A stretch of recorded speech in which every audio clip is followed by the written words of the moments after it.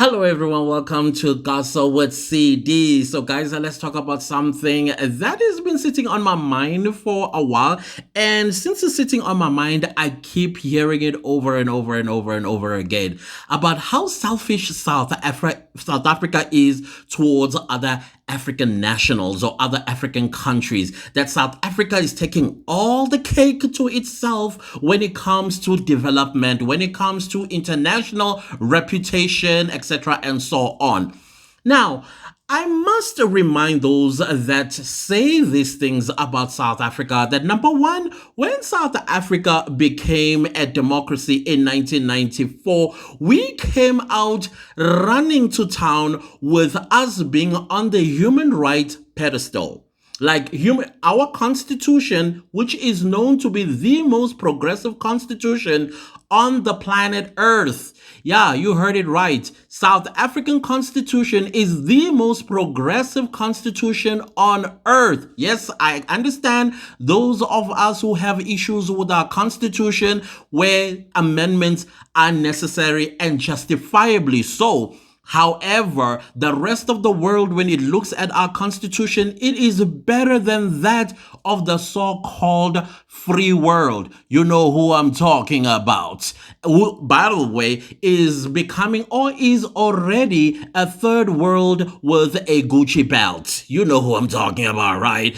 And it's funny to actually discover that South Africa has been a leader when it comes to human rights since. And so for that reason, the world feels much safer that they be in our hands. For example, South Africa, as of this year, 2025, is going to be the chairman of the G20.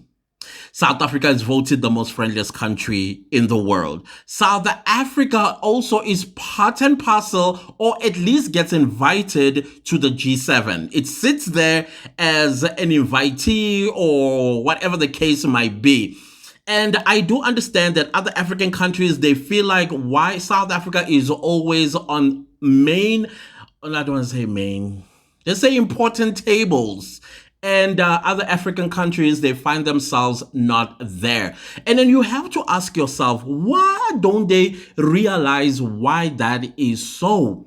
For example, just about 4 or 5 months ago in the United Nations, there were the new countries that were going to be formulating the Human Rights Commission of the United Nations.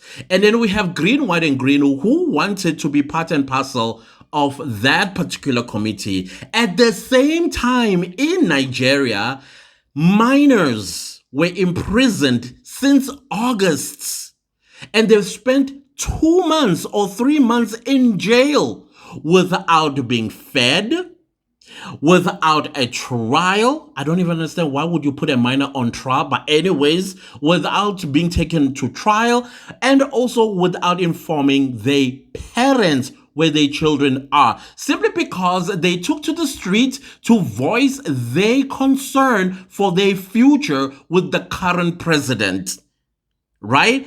How do you want to be a part of Human Rights Commission of the United Nations when you are violating children? And of course, they were not voted in. No African country voted for Green, White, and Green in there. Other African countries, some of whom you'll be like, really? Really? Because you are also questioning their own human rights stance in their own respective countries.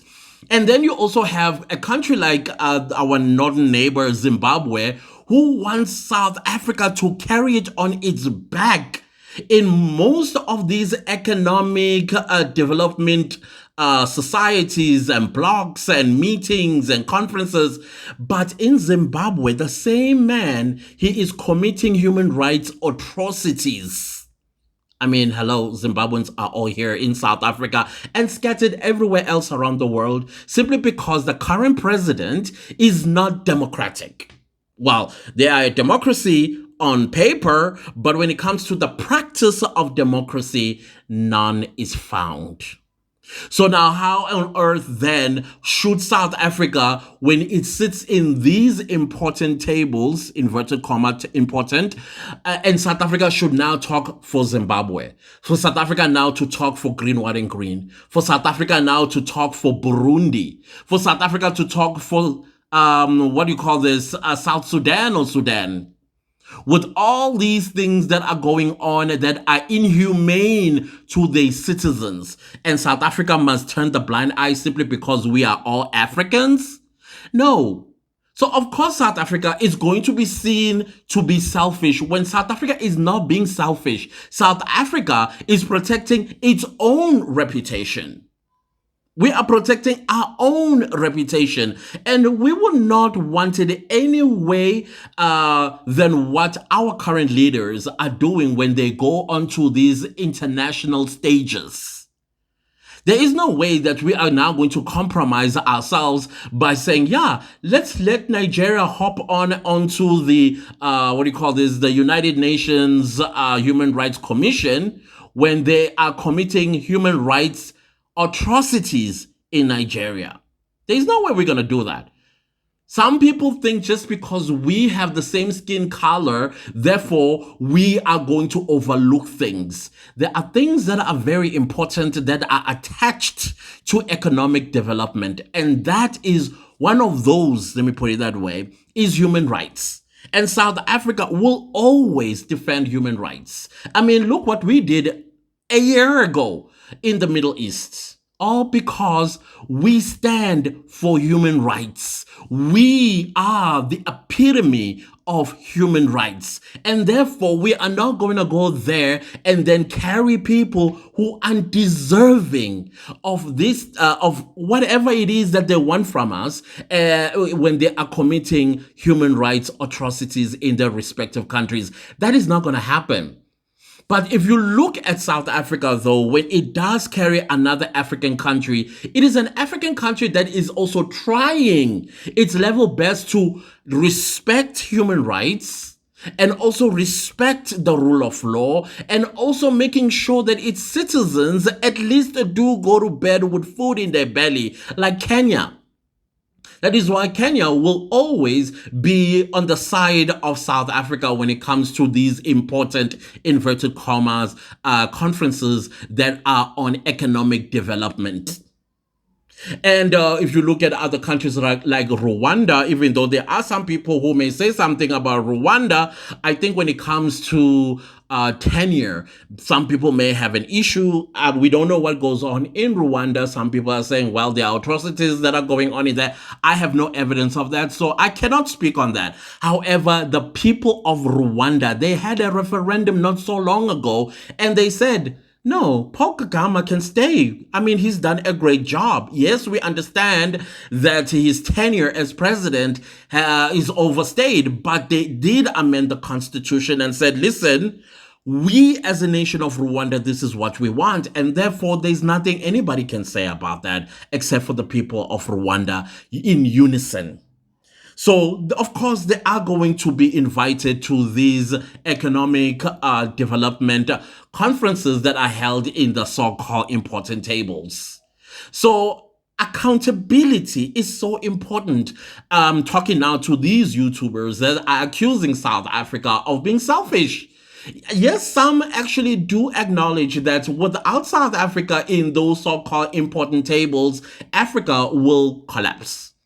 I agree on that one. I fully agree, because if our human rights in South Africa are compromised, therefore the rest of Africa will also unfortunately have a downfall. So I understand, and I do laugh every time when I hear some people claiming that their countries are the giants of Africa. Okay, fine. We've given you guys that title. Take it, run to town with it. We don't care. But when it comes to important things in Africa, South Africa is we are the first people that are looked upon or looked up to. Our economic system back in 2008, it had many developed countries coming to our country to study exactly how South Africa's economic system works, that sometimes Not all the time. Sometimes it is recession proof. Of course, over the years, we've had leaders who destroyed that system that was put in place, in my opinion, by one of the most visionary leaders. Yes, I know it's got his own fault and all that stuff, and some people say he's on. Okay, cool. I'm not going to invalidate you on that one when it comes to that virus and ARVs.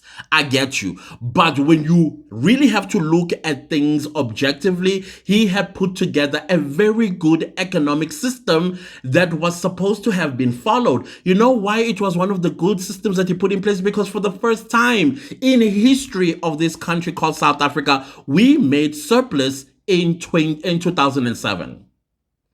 So, yeah, the world definitely, before anything, South Africa will always be in mind, will be the first one in mind. And they understand and they trust and believe that South Africa is going to deliver for its people what is going to be implemented across the world. So I don't know. That is what has been sitting on my mind. I know my thoughts on this one are scattered around a little bit. But those that understand, understand. If you don't, well, I'm sorry for you.